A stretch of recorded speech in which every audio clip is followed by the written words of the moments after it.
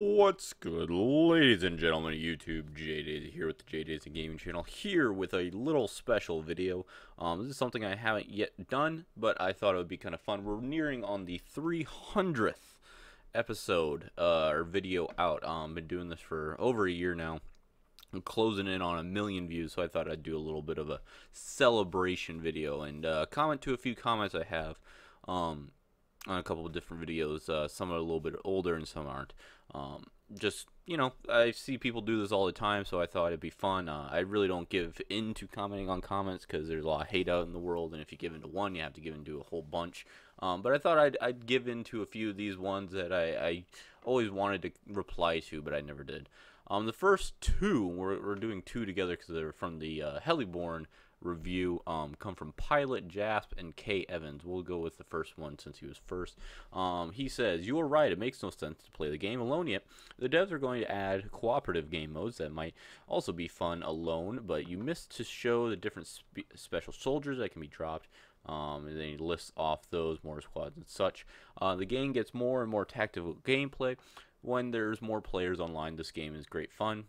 For me, the devs are doing events every month for the active players and think about doing free weekends and much near release actual plan for coming in December. And then the other one from K is, a lot of peeps on the game, but player base is very low at the moment. However, devs are not promoting game till it hits full release. However, this game features full-scale AI ground wars on 2 maps and will go on with other player interactions. It's War Thunder arcade playing meets the old school full on Halo Sims. And both of these are very valid. These are from 11 months ago, so they're fairly old. They're almost a year old by now. Heliborne, if you don't remember that video, it was a helicopter-based tactical game, and when I reviewed it, it was still in early access. And I'm not 100% sure if it's still in early access. I can check while I talk here. But it just seemed, when I played it anyways, it seemed very bare bones. It didn't seem like there was a lot going on. It was beautiful. It was running great. It's still in early access. I'm checking while I have it. It's still at $14.99. It just seemed like there was a lot that could have been done for the game. It was beautiful and had a lot of potential. I just didn't see that when I did the review. And that's kind of the problem with reviewing these early access games, or even playing early access games, is you don't know where they're going to end. I talk a lot about how what you buy is what you get. You're not guaranteed anything when you buy a game. It is purely what you are buying then is what you bought. It's not like if you go to McDonald's and you order a sandwich and you buy a sandwich and it's the wrong sandwich, you can return it. With games, if you buy an early access game or a sandwich, and that game turns out to be crappy, you're kind of stuck with it unless you're within that window of Steam refunds. So when you buy early access, you're kind of gambling. We've seen a lot of different examples of games that say they're going to do a lot, but then don't do a lot. So you just got to run that thread line, and that's kind of what I was hoping to do with this channel, is point out some of these betas and early accesses and alphas and such not, so people can gauge whether or not it's going to be worth their time to get in on these early access stuff. Because I've had a lot of good experiences with early access, such as Naval Action Space Engineers, but then I've had a lot of bad experiences. What was that game? Fortified, I think it was, or no, what was it? There was a castle building game I bought, and the devs hadn't touched it for 11 months by the time I played it, and it was in early access, and I can't remember the name of it. I want to say it was Fortified, but that's wrong. That's a different game. Anywho, it doesn't matter. So, yeah, I'm sure Heliborne has probably had a lot of stuff done to it. It seemed like the dev team was very active on it. It didn't seem bad at all, and I can't remember exactly what I said during the video, but I'm sure it's improved. Hopefully its player base did expand, because I know when I played it, it did suffer from a lack of people playing, which a multiplayer game like that definitely needs. PUBG, for example, is very popular because it's popular. The second that player base kind of falls off, you'll see a lot of different changes. I wish Heliborne had taken off. It has a very cool concept. It was hitting a very niche market, though, that might not apply to a lot of people. But yeah, thanks for the comments. Frem Panda Pooey 1. This is from the Return to No Man's Sky live stream slash video. I think it's incredible that a team of like 9 people made this game. I'm glad that they keep updating it. It is a great game for someone like me, but God, was it super incompatible on release. And I agree. It is No Man's Sky is one of those games that when it came out, obviously, if you don't know the tragic tale of Hello Games and No Man's Sky, let me regale you. The game before it came out, it was met with a lot of hype. The hype train surpassed the dev team, and by that I mean that the creator, Sean Murray, said a lot of stuff in interviews that wasn't actually, they didn't have any plans of going, but once he said it, it had to have happened. Hype train gets going and going and going. So when the game came out, as it was a decent game on launch, I've seen a lot worse games on launch. A lot of paper players were let down initially, and a lot of news or journalists were let down initially, so they gave very bad reviews. So the game kind of fell to the wayside of the game, game history, as being one of the worst games ever. And I think that's very unfair to that game. I visited it back, including that live stream, a couple different times, and what they're updating that thing for all they're worth. And you got to give a dev team. I'm not 9. That seems awful small. It might be. But you got to give a dev team with that small credit, because you could. I'm no mathematician or business etiquette or whatever, but you can assume that if that game tanked as bad as it did, a lot of refunds came in, a lot of money went out. So their game probably lost a lot of money when they hit the sales, which doesn't help when they're updating all the time. It doesn't help that you're losing money. A lot of people kind of forget that, the dev teams still need money, DLC still need money, updates still need money. That money needs to be coming from somewhere. So if this game came out and not a lot of people played it or returned it, now you're losing money, and it's really hard. And I think it's very admirable of them to keep working on this game to get it to what they quote unquote promised. I think that's something very admirable about that we kind of need to recognize that a lot of people do. Just because they don't, they're still burned from that time. Moving on from, do we want to do that comment? Hold on. So there was another one from the No Man's Sky video. Never mind. This is from the kind of newer one, the Wildlands PvP beta from Angry Scott Gaming. I watched half of this video, never laughed so hard. It's a beta, chill. The whole suppression system, unique. The grammar is a little rough on this one, so if I add some words to make it a little better, I apologize. The map, very ample. Does anyone complain about R6 maps? This ain't an FPS, it's the third-person skill required game where if you're good, your good skill gap there. Tank may be OP a touch, but well balanced otherwise. You played one game, like, damn, I play on PS4, yeah, were issues, but laggy or stuttering did not exist. This game in time will be a hit like R6. Mark my words, you're entitled to your opinion, but your review is the first negative one I have seen. Streamers who have played this love it. Yes, they kept people watching. To be honest, I don't blame them. And I'm not gonna fault this person for grammar. I've screwed up a lot of spelling stuff, but God, man. So the Wildlands PvP, I didn't see really anyone else playing it. Maybe my circle is just different than your circle. That's very, very easy on here on YouTube and IGN and all my Facebook stuff I follow. But I never saw any other person touching it. That's why I was very I pushed that video up from where it was supposed to be scheduled to where it is now, because I just didn't see anyone playing it.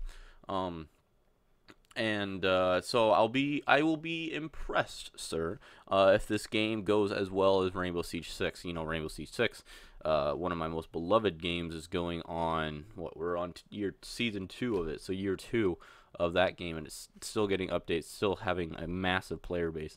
I will be very impressed if this game mode does that well. The game didn't even do all that well. I think Ubisoft made their money back and they considered it an excess, but I don't think we're looking at the excess that I felt that game really deserved. That game was one of the best single players I've ever done this year. Not ever, obviously, but this year, that's one of the better ones I've played, right up there with Mafia 3. If you play the story mission all the way through, it's really, really well done. But this one, it is also really done. I think if you're a kid or someone that doesn't get ability to buy a lot of games, that game is one of the best games you can get for your money right now. Because it offers a whole lot. You have two different endings. One that you can do right away and one that you can do way later with it's Ubisoft, so you have a bunch of side missions and stuff. And that's what I was trying to explain in that video, is that this game mode just feels like they took a great base and just kind of spoiled it away, which is one of the most disappointing things you can see. Like I was just saying, the game is massive, the game is great, the game really excels from having these giant maps with a bunch of different enemies, or not even that many enemies, but just, you know, a lot of stuff is going on. But you could also argue that it excelled because of the 4-person co-op, which I never played, I never touched. That game was great fun without even touching that. So when this PvP mode comes out, and it's kind of the same feelings I have with the 2 DLCs I played for it, which is Narcos Road and Fallen Ghosts. I've played both of those, more of the Fallen Ghosts than of the Narco Road, and both those suffer from the same kind of thing. Narcos Road especially takes you to a different map with a completely different aesthetic. And Fallen Ghosts, I feel, is still in the same map. It doesn't have that much going different. But you're taking a giant base and boiling it down. And I think that when you do that, you can sometimes miss the marks. And I feel like that's what this PvP thing is doing. We're not looking at the Division thing, where this is explained really well what's going on. These people are rogue. We need to take them down because they've gone. It is just kill these other people. Now, if it went into depths of these people have defected, they're now on the take for the Santa Blanca organization, then we now have an explanation, and I can give it a little bit more leeway why we're attacking these really highly trained, highly specialized soldiers, as opposed to just, I told you to kill these people, go kill these people. And maybe that's me getting too involved in the world and too involved in the story and too involved in the game itself. And I'm not looking at it as just a gameplay thing. But even the gameplay I did, and I said in the video I only did 1 match. I actually did about 3. They took a while, so it's not unreasonable for me to have played it. Those 3 matches took about 45 minutes. They're about 15 minutes each. So during that you can gauge a lot. So calling me out by saying I only played 1 game, I think is a little redundant. But you know, like you said in your thing, everyone's entitled to their opinion, and everyone's entitled to a rebuttal. If you ever did speech, but no, I respect your criticism as great criticism. But no, I felt that the 3 matches I did just felt I didn't feel anything for that. And I will be very shocked and amazed if the full release of that mode catches a lot of people, because you're already working from a small base. It's the same. What game did it? I think it would be the Division. Brought it up earlier. They have a PvP mode, and they suffer from the same kind of thing. As you're already requiring or hoping on the people that have the Division. So look at it this way: all the people that play video games, and then you're looking at all the people that play Ubisoft games, and then you're looking at all the people that play the Division, and then you're looking at all the people that want to play that for PvP. Your base is just getting smaller and smaller and smaller till you come down to that very narrow end. And I think that's what it's going to suffer from. Maybe I'm wrong. Maybe when it comes out on full release, it will just take the internet by storm, knock down PUBG, and become the most played game and most played game mode. I would be very surprised. I've been playing video games my entire life, up teen of 18 years, and it would very much surprise me if that's what happened. Just seeing how games trend nowadays, it would very much surprise me. And our next comment comes from Josh Hopkin. This is from the War for the Overworld, or Overlord gameplay. This is a good game. I play Dungeon Keeper 2 all the time. I can't believe it came out in the 90s. Yes, I'm that old. I like the game. I think they did a good job considering how they started. I like the fact that you can slow it down to the pace that you like. They also have a lot more content that they sweeten the pot with. I gave it a 9.2 out of 10. Good game. video. Keep up the good work. And I just want to point this out because that is a very good game, and it does hit that Dungeon Keeper 2 sweet spot. I've seen a couple other games pop up on Steam that are trying to imitate this, and I think of them, this one does it the best. I just wanted to, throw a little bone to that game because it did have a whole bunch of other stuff I really didn't hit on.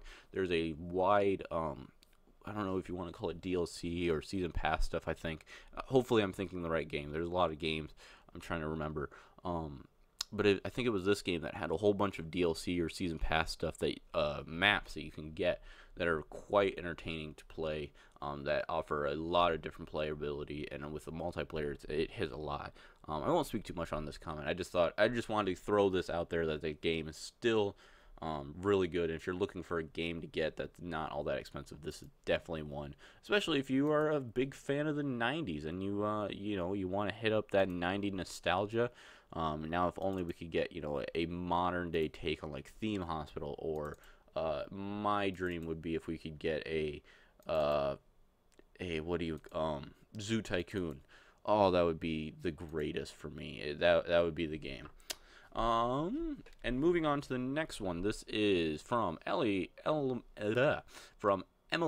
Bradshaw. And this is from that Construct X video, the Pokemon Lego knockoffs. And the comment is, these are actual authentic products with their own differentiating attributes. Please check your facts. Smiley face.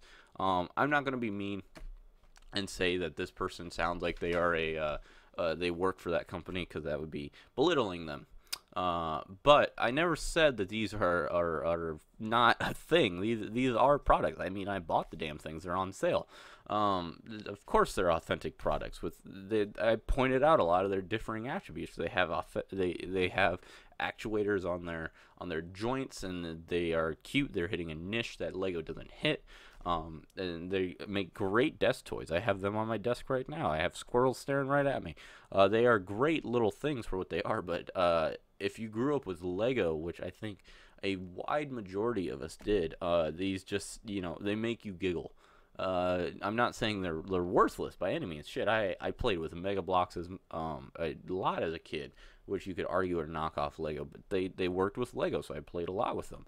I didn't really play with the minifigures because they didn't work with the Lego stuff, but I used their bricks and I used their models and stuff. And the same thing, I think if you were a kid and you had Legos and you were looking for that niche, as long as these work with the Lego brick system, they're a great little addition. I just want to point out, I never said that they weren't an actual product. They're a product. It's not like I made these or anything like that. They had to have been licensed by the Pokemon company. I'm drawing a blank on the name of it. So they are authentic. They're not. I didn't find these in some seedy black market and bought them from a man with a trench coat. No, these are licensed products. They have their, yeah, right. You are very right. They have their own attributes. Of course they do. It's just, when you're a big Lego fan person, like a lot of people are, you see these and you at least giggle. Not saying they're not worthless. Not saying they're worthless or anything. I felt I got my money's worth out of them. Do I wish they were officially licensed Lego? Yes, of course I do, because then they'd be super compatible. And I wouldn't feel that they were just it's kind of that thing of when you buy a non-name brand product, you always feel that it's just a little less. If you buy off-brand Tylenol or something, you think you got to take a little bit more because it's not the same Tylenol brand. And I think that's what this will suffer from, of course. Mega Bloks and all those others do that. It's not authentic Lego, the name brand, so it just has a little bit less connotation to it. But no, they are very good. They're sitting right here. Still wish I could get a Blastoise, though. Still haven't come out. And our final comment, still from that same video, from Grant Smith. Get a girl, love it, miss you. Yeah, I love you too, Grant. I'm very much a man. Think you know that better than anyone else. And that will do it for our 300th video. Thank you all very much for the past year and a half of these. For almost 1 million views. We're closing in. We're at like 825, I think, right now. It's been a wild ride, and I don't think we're ending anytime soon. We're getting a little backed up on videos. We're falling a little behind, which is a good and bad thing. That means the production is ramping up a lot. Thanks for a lot of feedback on the mic quality. with the soundboard and stuff. Still working out a few of the kinks, just making sure everything is compatible with everything. With this being a part-time job type thing, it's been a lot of fun, and it's been a lot of stress, and I thank everyone that's been here with it. I didn't mention the game we're playing in the background. It's Cook Serve Delicious 2. That game was going to get a video release, but it didn't work out. The time was missed. So I just decided to use it for here. But no, thank you sincerely, everyone that's showed up. You make this as big of a quote-unquote kind of money-losing effort as this is. You make it all very worth it with your comments. And your praise and your everything, watching the videos that are sponsored, and checking out the Humble Bundle stuff and stuff like that. It makes it all very worth it. Shameless self-promoting. If you're looking for a Humble Bundle or some good games, check out the link down in the description. But as always, we're all in this one together, and I will gladly see you in the next one.